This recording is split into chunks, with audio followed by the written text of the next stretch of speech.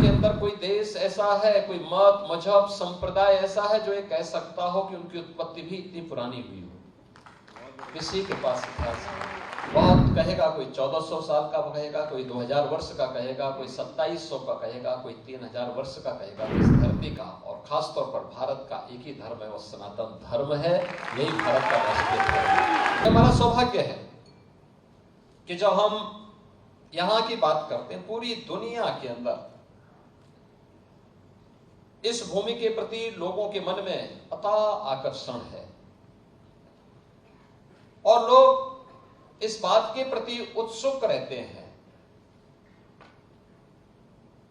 सचमुच प्रधानमंत्री जी जब बात विकास और विरासत की करते हैं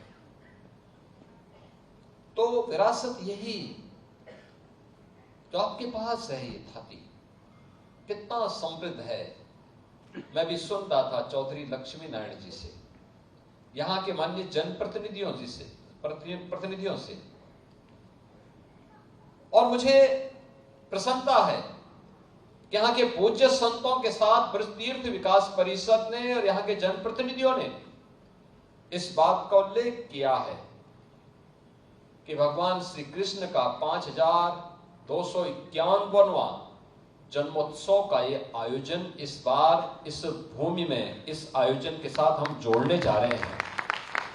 आप सोचो, दुनिया के अंदर कोई देश ऐसा है, कोई मत, मजहब, संप्रदाय ऐसा है जो ये कह सकता हो कि उनकी उत्पत्ति भी इतनी पुरानी हुई हो?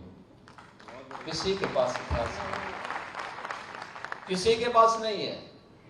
बहुत कहेगा, कोई 1400 साल का कहेगा, कोई 2000 वर्ष का कहेगा, कोई 2700 का कहेगा, कोई 3000 वर्ष का कहेगा। 3000 वर्ष पुराना दुनिया के अंदर कोई सेक्ट, कोई संप्रदाय, कोई मत और मजहब अपने आप को उससे पुराना नहीं बता सकता। उससे पहले क्या था कुछ भी पता नहीं था।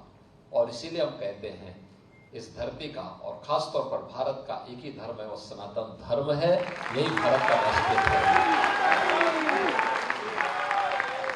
क्योंकि ये तो द्वापर की बात है।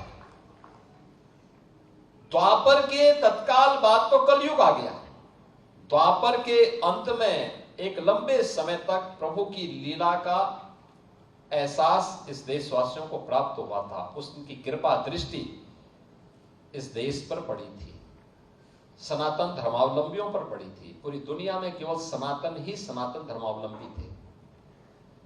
और वहां से यात्रा प्रारंभ होती है।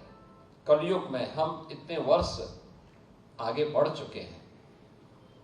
याद करिए, उससे पहले त्रेता रहा होगा, उससे पहले सतयुग रहा होगा।